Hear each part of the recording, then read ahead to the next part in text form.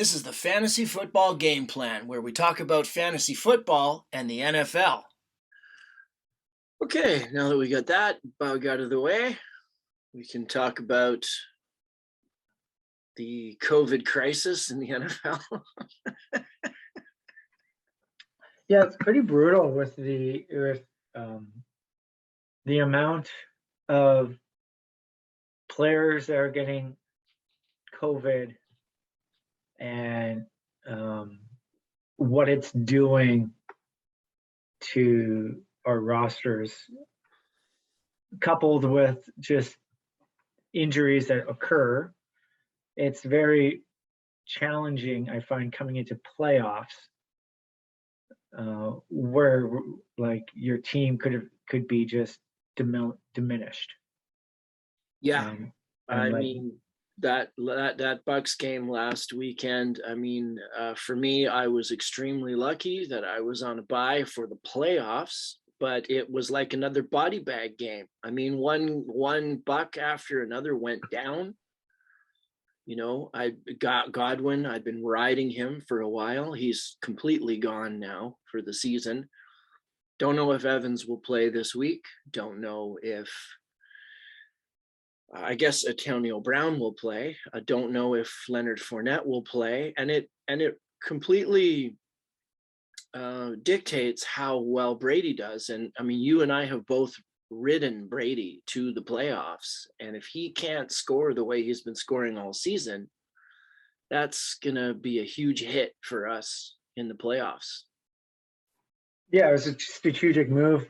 I think both of us, without even kind of talking to each other about it, to pick up Brady because of what he did last year to what he could do this year. And yeah, losing his weapons like that, it's nice when other people have his weapons on their team that they lose, but when it hits you as well too, with a 4-point game, going into playoff weekend is not very reassuring for coming into the money rounds, let's call it. Right. Also, what do you this is just happening right now. I was just reading about this before I talked to you, and I was wondering what you thought sounded better, the Kansas City COVIDs or the COVID City Chiefs? COVID City Chiefs. COVID City Chiefs has a better ring to it. Yeah, so apparently it's rampant right now. I know Kelsey's on the COVID list already. I don't know if he's vaccinated or not, but apparently Tyreek Hill has been added today, being Tuesday, while we were recording this. And it's just like, not only is Kelsey already on that list, but the other tight end that they like to throw to, I think his name is Bell, he's on there. Apparently it's a real mess, and we're going to hear a lot more as the week goes on. I know that state, the state of Missouri, they've got less than 50% of the people are vaccinated there. So not surprised it would hit the team like that.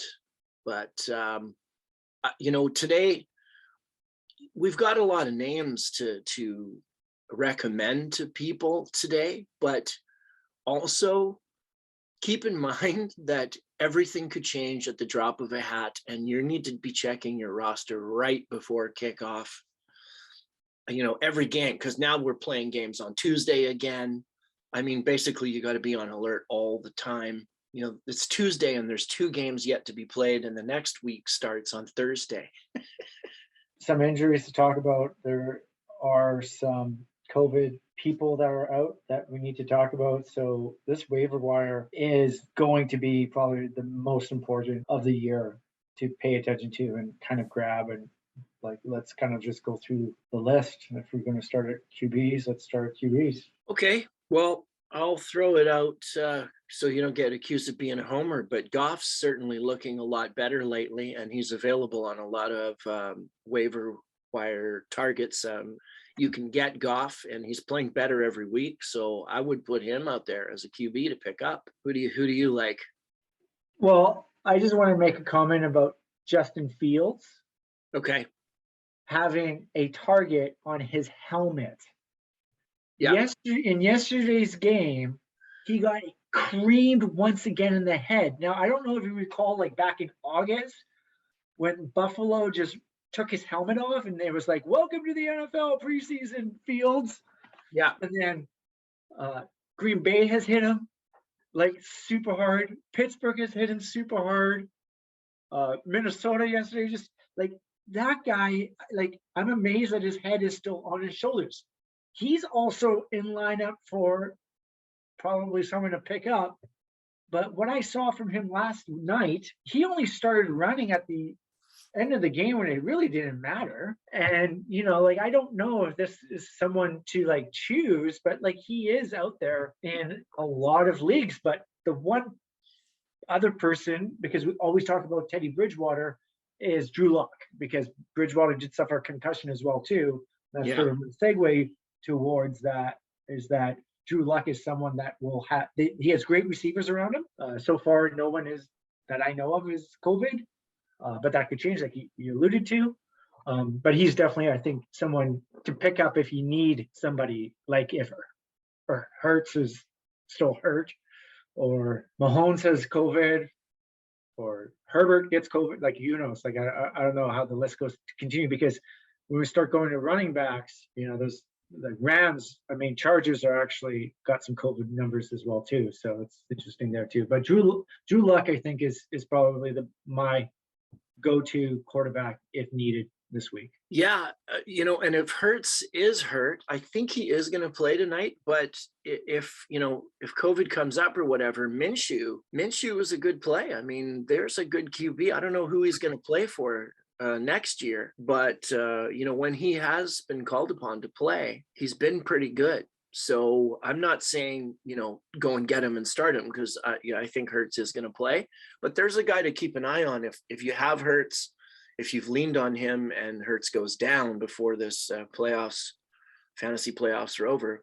Take a look at Minshew. I think he's worth some consideration. What do you think about Cam? You think Cam Newton? Nothing. Yeah. I don't think anything of him. I think Sam Darnold is going to take his job next week. Okay. I think he's off of IR, and they just didn't play him because they were just like had the game plan with Cam, but yeah, Cam, it wasn't very impressive.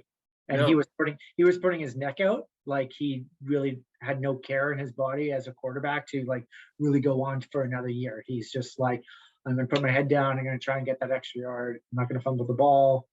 But it just seemed like he was just kind of playing reckless, like great for fantasy for yards, but he can't throw. His accuracy is garbage. And yeah, I would not, like I said, I think Sam Darnold is stepping in to take over that role, which would be good because he does like DJ Moore, who's my receiver. I'd rather him throw the ball to DJ Moore than try and run for a touchdown with 17 yards. Yeah, was Sam Darnold connecting with Moore before he went out early this season?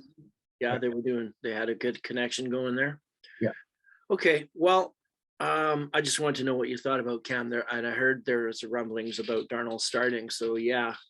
And then another guy who we talk about a lot is Tua. Take a look at Tua. If you're needing a QB, he's still available, and he's a decent play. Probably not going to win you a week, but maybe not going to lose you a week either if you're desperate. Or anything's better than Brady 4 points. Yeah. You know, you got the top guy and you think you're safe there, and no, anything can happen, man. Anything can happen. This game is wild.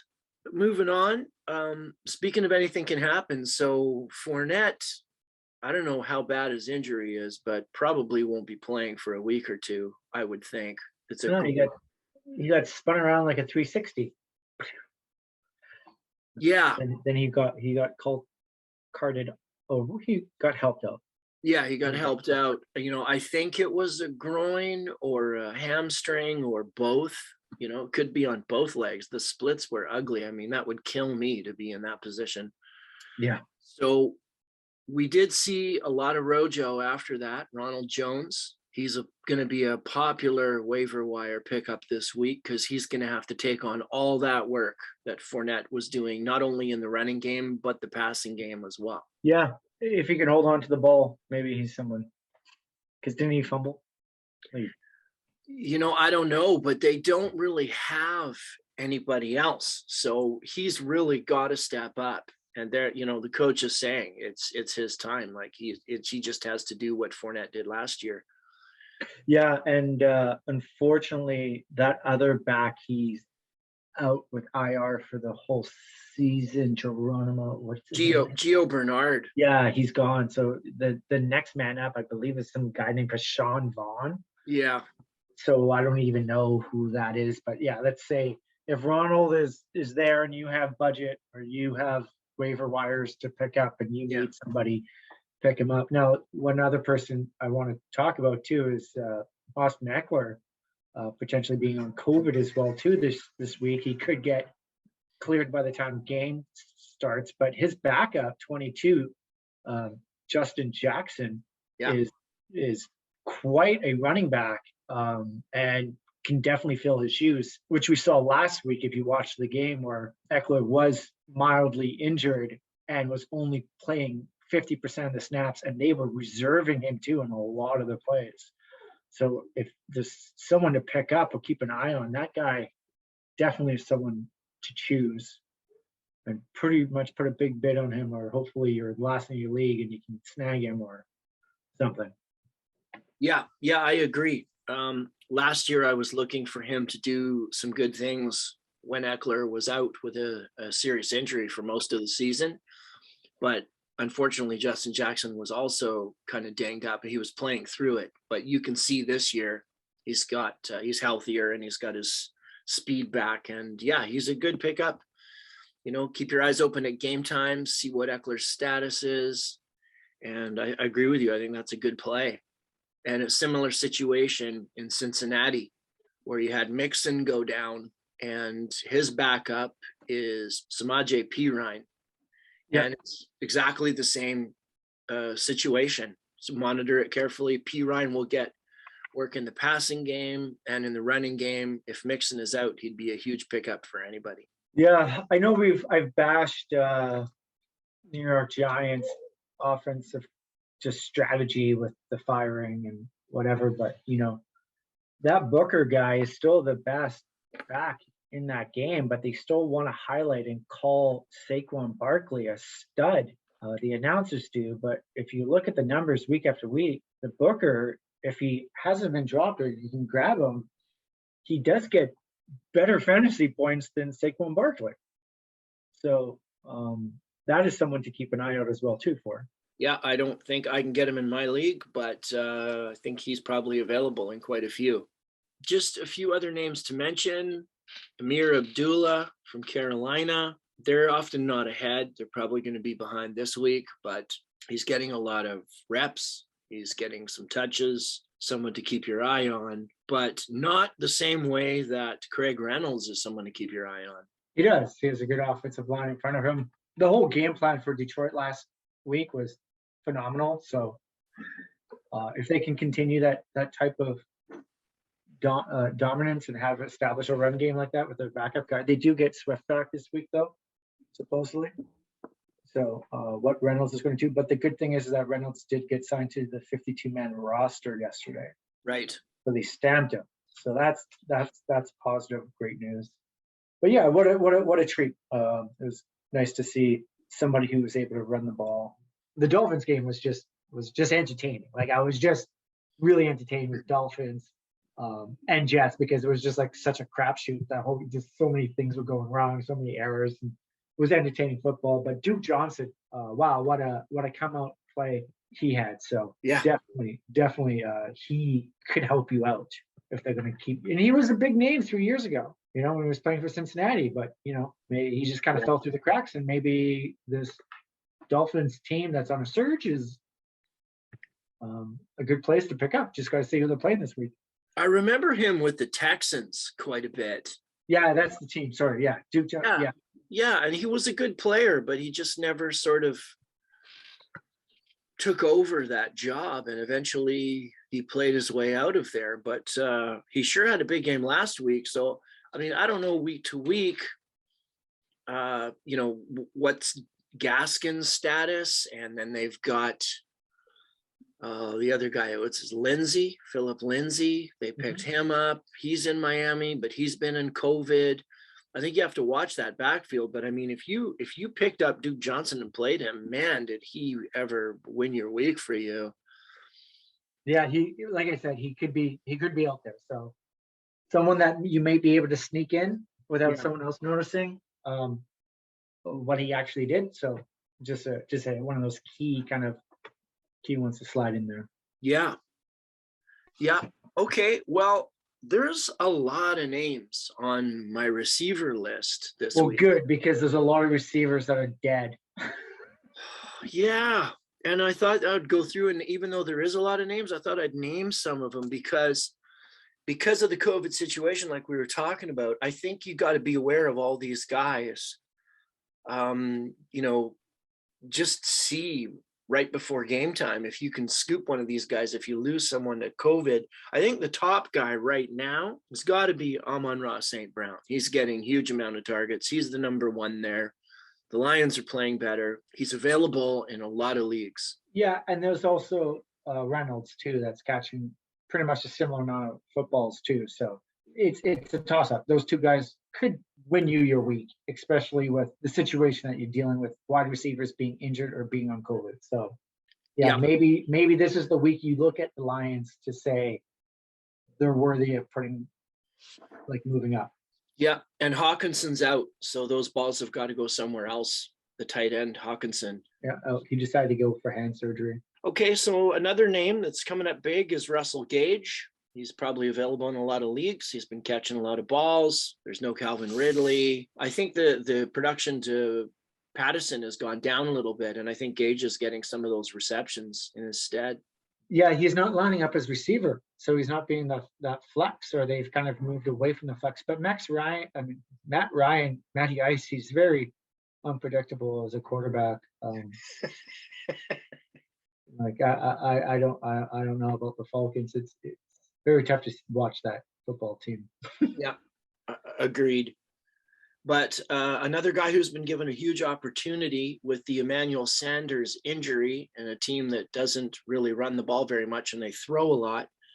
We've got Gabriel Davis in Buffalo getting a lot of receptions, a lot of yardage, a lot of touchdowns lately. Yeah, he caught one the other day. And so Buffalo does love throwing the ball. So throw the ball to somebody. I'm going to put Devonta Parker back on our list. He's been on and off quite a bit, but last week he was a favorite target of Tua in Miami. Based on the stats, you've got to seriously consider him. If you've got, Tyreek Hill or somebody who's probably going to be out with COVID, take a look at Devonta Parker. And I've got Marquez Valdes scanning again because of the injury to Cobb. He's getting more targets and he's coming up with the catches. He's not dropping them all. So last year he was dropping a lot of his targets, but playing well this year. And somewhat, we've had this discussion before about, do you want a guy on a good team who doesn't necessarily get a lot of balls, but he gets quality chances? And I mean, I like Aaron Rodgers for fantasy, and he's one of his main guys right now. So it's good offense, good QB, good opportunities. So check out MVS, Marquez Valdes Scantling. Getting towards the bottom of the list here, I've got Tim Patrick on Denver. He still seems to be relevant. Caught a touchdown last week. If you're desperate, there'd be a guy to look at. The quarterback is like, who's throwing the ball though? So who's throwing who the ball is important. I was gonna make a reference to the Washington football team who's playing tonight. Like, I sat McLaren because I don't know who's throwing the ball with Henneken out with COVID. I don't think they know. I think that they're going to test right up to the last second, and they've got 2 or 3 quarterbacks that they can throw in there, but I'm not expecting much. I mean, that's a messy situation. They're off schedule playing on a Tuesday. I don't know. I don't like it. Because even if you look at Kansas City, COVID Chiefs. Yeah. Like, if Mahomes goes down and the receivers go down, like, next man up is still great, but who's throwing that guy the ball? It's not going to be someone with accuracy. No, nobody that good. Okay, I don't have a lot of names for tight end. A couple that I picked out. O'Shaughnessy in Jacksonville got a lot of receptions last week. Yeah, you've been naming him quite a bit. Well, he took over for Dan Arnold after Arnold went on IR, and he gets a lot of catches. He's pretty consistent. And you were probably watching the game last night and saw Cole Kmet getting quite a few targets. I guess Justin Fields really likes him. He throws to him a lot. And somebody scored a touchdown on the last play of the game. I think it might have been Komet. I think it was a tight end. I'm not too sure, but I think it might have been him. So that just proves that down by the goal line, they're throwing the tight ends in Chicago. Yeah, I mean, I would say keep an eye on the Waller situation in Las Vegas. Foster Moreau, I have him on my bench. He did well yesterday. The way that it works is if I play him, he sucks. But if I put him on my bench, he does pretty well.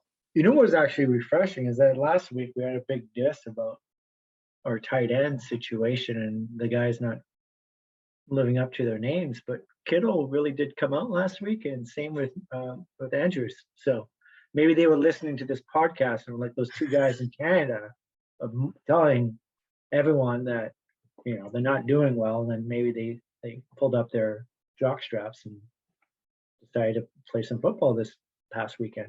Yeah, I'm very worried. As I'm hearing my own words, I said to you last week, I don't want to run into a guy with a good tight end in the playoffs because nobody has one. In my league, the guy who's got Kelsey, he's been out for a long time. The guy who's got Kittle is out. He's been out for a long time. And guess what tight end I'm facing in the playoffs this week? Andrews.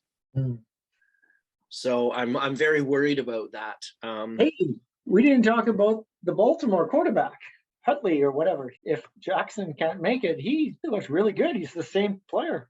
We'll put him on the list for QBs for this week. There is some talk that Lamar Jackson is going to play. Might be wishful thinking. Then again, he gets COVID so often, he'll probably get it again. So yeah, I mean, look at Huntley. That's a good suggestion. Yeah. All right, my friend. Good luck in the playoffs this week. We're both going to need it. I don't know what's going on with Brady. I'm going to play him. You know, my other option is Mac Jones in New England. I think I'm going to play Brady and just hope for the best. But I mean, he got us this far. Can't really change horses in midstream, can you? No. Just hopefully you have a strong bench when it comes to receivers. I have 3 that I need to fill, and a lot of them are in questionable marks right now with injuries. And so my bench that was strong all year is into playoffs going like a little weak. But let's hope that we don't see any forfeits, because a forfeit at this late in the season is going to just mess everything up. Like in league, like just the sport itself, not fantasy, just the league itself, because and fantasy. What's that? And fantasy, both. Yeah. Well, what I'm saying is that players need the time of rest. It's a contact sport. It's severe. It's intense. And when you're playing on Tuesday, and then you got to play again on Sunday, and then you got to play again on Saturday because you're in a playoff. Like, it's going to be a lot for the players to endure. So hopefully people stay conditioned and are just healthy. And like you said, it's a little bit of luck when it comes down to your health, because you never know when someone's going to fall on you, or you're going to get hit low by a cornerback and you blow out your ACL. Yeah. In fantasy football, just try to make the playoffs, and then anything can happen.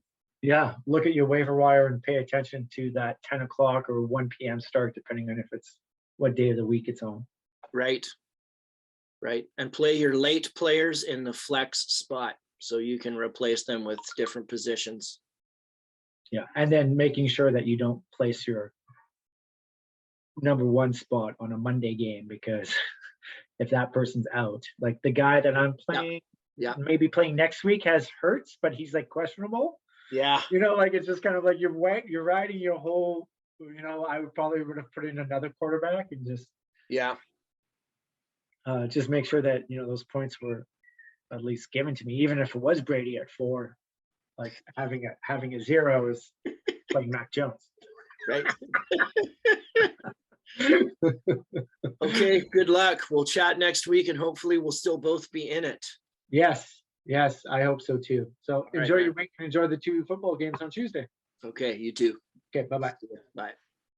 Thanks for watching the Fantasy Football Game Plan podcast. Need coaching on your lineup? Drop us a line and we'll discuss your dilemma.